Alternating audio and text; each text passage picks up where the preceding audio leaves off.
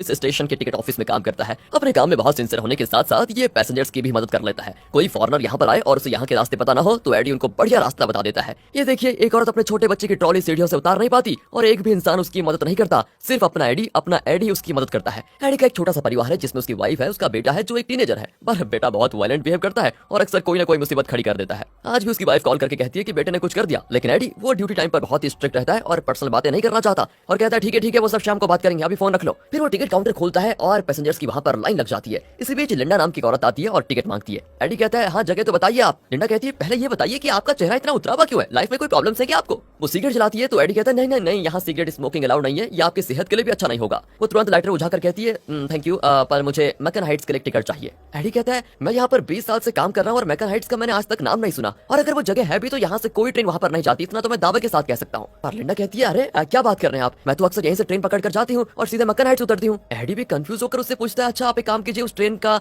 Number या उसकी timing तो बताइए कुछ। वो बड़ी तेजी से कहती है अरे मैकन हाइट्स के लिए रोज 3 ट्रेनें जाती हैं, एक तो 9:19 पे, दूसरी दोपहर 1:19 पे और तीसरी 5:19 पे। एडी कहता है नहीं मैडम, इन टाइम्स पर जो ट्रेन आती है वो तो एडन स्टेशन तक जाती है, लेकिन आप जिस मैकन हाइट्स की बात कर रही हैं उस नाम का तो कोई स्टेशन उस ट्रेन के रास्ते में नहीं पड़ता। फिर लिंडा एडी को अपने कंप्यूटर में चेक करने के लिए कहती है। एडी भी अपने मॉनिटर को देखकर मुड़ता है तो लिंडा वहां पर होती नहीं। एडी भी चौंक जाता है कि भाई कहाँ गायब हो गई एकदम से। फिर काम के बाद वो इस बारे में अपने कलीग चार्ल्स को बताता है। वो कहता है यार मैकन हाइट्स ये नाम तो मैंने भी कभी नहीं सुना, मुझे तो लगता है कि कोई औरत आई नहीं और ना ही कोई गायब हुआ, ये सब बस तुम्हारे दिमाग का भ्रम है। अरे तुम बूढ़े हो रहे हो ना, तो हो सकता है तुम्हारी इमेजिनेशन थोड़ा अपने आप काम कर रही हो। अब ये सुनकर एडी भी हंस पड़ता है और कहता है बेटा उड़ा लो मेरा मजाक, तुम्हें भी एक दिन बूढ़ा होना पड़ेगा, खैर कल मिलते हैं। कहकर एडी घर के लिए निकल जाता है, पर घर पर पुलिस बैठी होती है क्योंकि एडी के बेटे सैम ने आज अपनी गर्लफ्रेंड को मारा था और उस लड़की ने पुलिस में कंप्लेंट कर दी होती है। एडी फिर किसी तरह पुलिस से बात करके फिलहाल इस मामले को निपटा देता है और कहता है कि आइंदा ये ऐसी हरकत कभी नहीं करेगा, इसका मैं आपसे एक तरफ से प्रॉमिस लेता हूँ। पुलिस भी उसको वार्न करके चली जाती है। एडी अब सैम से पूछता है कि बेटा तुम्हें हर बात पे इतना गुस्सा क्यों आता है, इतना वायलेंट क्यों हो जाते हो तुम। उसका बेटा भी कहता है पापा मुझे खुद नहीं पता मैं इतना वायलेंट क्यों हो जाता हूँ, सब मुझसे डरते हैं पापा।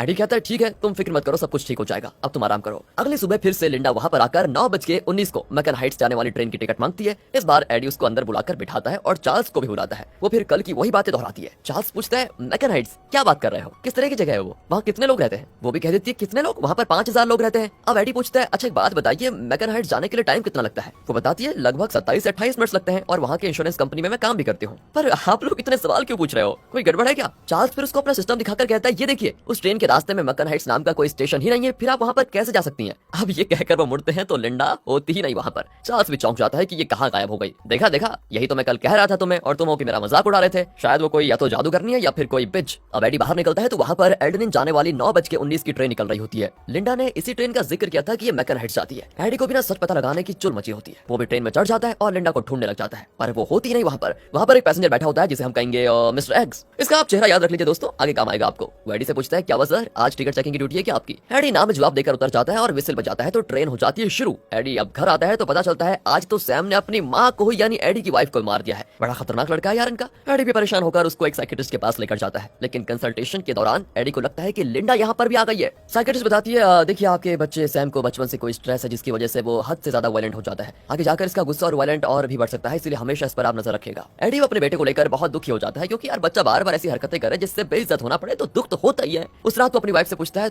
तुम्हें हमारी पहली मुलाकात याद है क्या। वो कहती है अरे क्यों नहीं, तुम ट्रेन में काम करते थे और मैं रोज ट्रेन में सफर करती थी, दोनों की दोस्ती हो गई। पर मुलाकात के 2 महीने के बाद ही मुझे डेट पे बुलाने की हिम्मत तुम्हारी थी सच में। फिर क्या था, शादी हुई और सैम पैदा हो गया। यही तो हमारी लव स्टोरी का इतिहास। तो अब अगले दिन एडी अपना काम ठीक से नहीं कर पाता क्योंकि घर में उसको सैम की परेशानी खाई जाती होती है, तो यहाँ लिंडा की खाई जाती है क्योंकि लिंडा ने भी उसके दिमाग में सरदर्द करके रखा हुआ है एक मिस्टीरियस औरत बनकर जो बार बार ऐसी जगह की बात कर रही है जो कि मैप में है ही नहीं और ऊपर से गायब भी हो जाती है यार।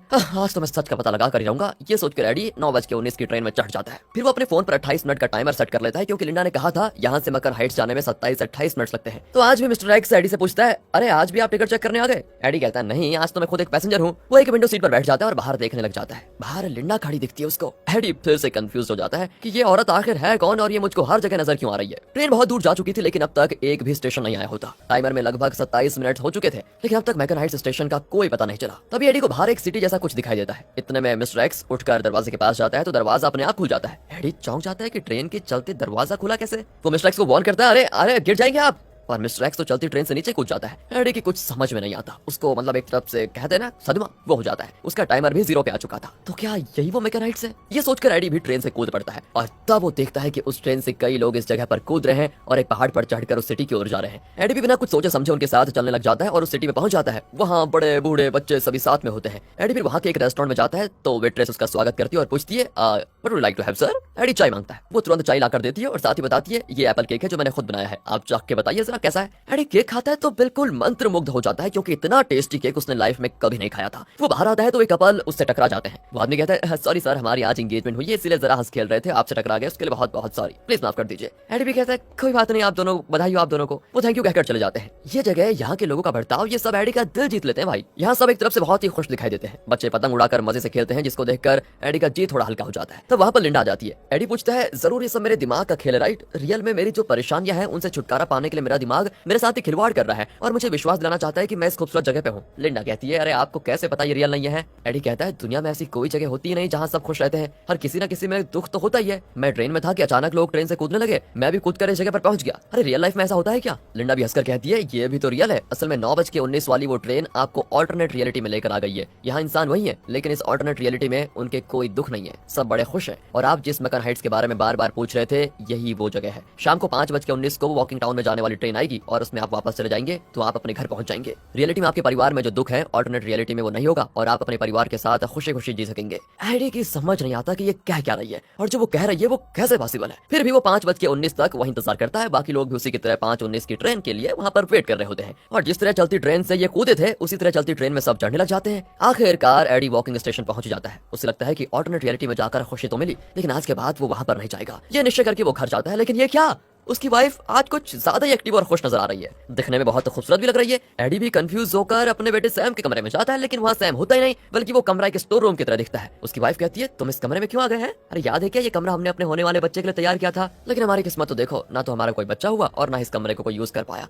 और ये सुनकर एडी को लगता है धक्का क्योंकि वो जाता है चौंक कि ये हुआ है कैसे। उसे लगा था कि मैकन हाइट से वापस आने से वो ऑल्टरनेट रियलिटी से निकलकर अपनी रियलिटी में आ गया है, लेकिन सच तो यह है कि वो अब भी ऑल्टरनेट रियलिटी में ही है और उसी ऑल्टरनेट रियलिटी में वो वॉकिंग टाउन में रह रहा है। इस ऑल्टरनेट रियलिटी में उसका कोई बेटा नहीं है जो उसको परेशान करे, इसलिए उसकी वाइफ भी बहुत खुश दिखाई दे रही है। खैर जो हो गया सो हो गया, ये सोचकर एडी अगले दिन काम पे जाता है। वहाँ वो फिर उसी औरत की मदद करता है जो अपने बच्चे की ट्रॉली को नीचे नहीं उतार पा रही थी। लेकिन इस बार और भी कई लोग मदद के लिए आते हैं। वो बच्चा कुछ दबा दबा के खा भी रहा होता है। शुरुआत में आपने देखा होगा कि किस तरह सिर्फ एडी इस औरत की मदद कर रहा था, लेकिन यहाँ ऑल्टरनेट रियलिटी में सब अच्छे लोग हैं और खुशी से दूसरों की मदद कर रहे हैं। अब इस ऑल्टरनेट रियलिटी में एडी कुछ रिसर्च करता है जिसमें उसको पता चलता है कि एक न्यूज़पेपर आर्टिकल में लिखा था कि मैकन हाइट्स नाम की एक सिटी बनने वाली थी, लेकिन उस प्रोजेक्ट को सरकार ने रोक दिया जिस वजह से वो सिटी नहीं बनी। फिर एडी इस आर्टिकल को लिखने वाली रिपोर्टर से मिलने जाता है और उस मिस्टीरियस सिटी के बारे में पूछता है। रिपोर्टर बताती है मुझे उस सिटी प्रोजेक्ट के बारे में अच्छी तरह याद है, वैसे आप कितनी बार वहाँ पर गए हैं? एडी कहता है मैं तो एक ही बार गया हूँ मैकन हाइट्स। रिपोर्टर बताती है कि आपकी तरह कई लोग आकर मुझसे उस सिटी के बारे में पूछते हैं और वो कहते हैं कि वो उस सिटी में कई बार गए हैं। फिर वो एडी को कुछ डॉक्यूमेंट्स दिखाती है और बताती है मैकन हाइट्स एक बहुत बड़े आर्किटेक्ट का सपना था। वो एक शानदार सिटी को बनाना चाहता था लेकिन किसी वजह से उसका प्रोजेक्ट पास नहीं हुआ और अपने ड्रीम प्रोजेक्ट को रोकते देखकर वो बर्दाश्त नहीं कर पाया और बेचारा चल बसा। फिलहाल वो तो एकदम खाली जगह है, पर हाँ कुछ लोग कहते हैं कि वहाँ पर सच में एक सिटी है जहाँ पर हर कोई बहुत ही खुश है और सभी चैन से रहते हैं। उनकी बातें सुनकर मैंने भी कई बार ट्राई किया मैकन हाइट्स जाने का, लेकिन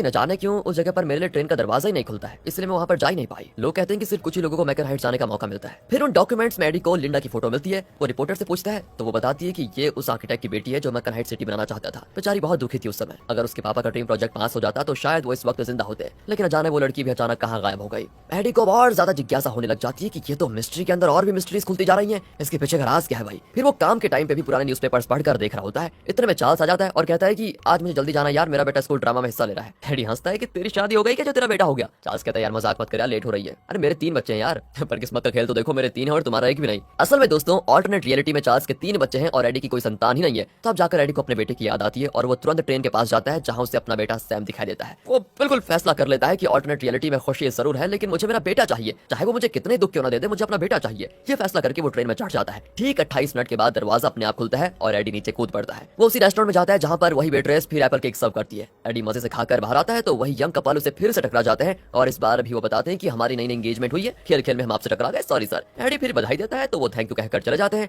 एडी समझ नहीं पाता कि पिछली बार एग्जैक्टली यही हुआ था और आज भी वही हो रहा है। कंफ्यूजन में वो एक जगह पर बैठ जाता है। एक कपल को अपने बेटे के साथ देखकर एडी को अपने बेटे सैम की याद आ जाती है। वो लिंडा को ढूंढता है पर वो कहीं नहीं दिखाई देती। एडी भी परेशान होकर वापस ट्रेन में चढ़ जाता है और वॉकिंग टाउन पहुंच जाता है, पर अब भी वो ऑल्टरनेट रियलिटी में ही जी रहा है। उस रात अचानक दूसरे कमरे से आवाजें आती है, लेकिन वहाँ पर कोई नहीं होता। फिर वो अटारी की ओर चढ़ता है तो लगता है जैसे ग्रेविटी रिवर्स हो गई हो। वो एक व्हाइट कलर के कमरे में पहुंचता है जहाँ पर एक पुराना टीवी और एक वीडियो कैसेट प्लेयर होता है।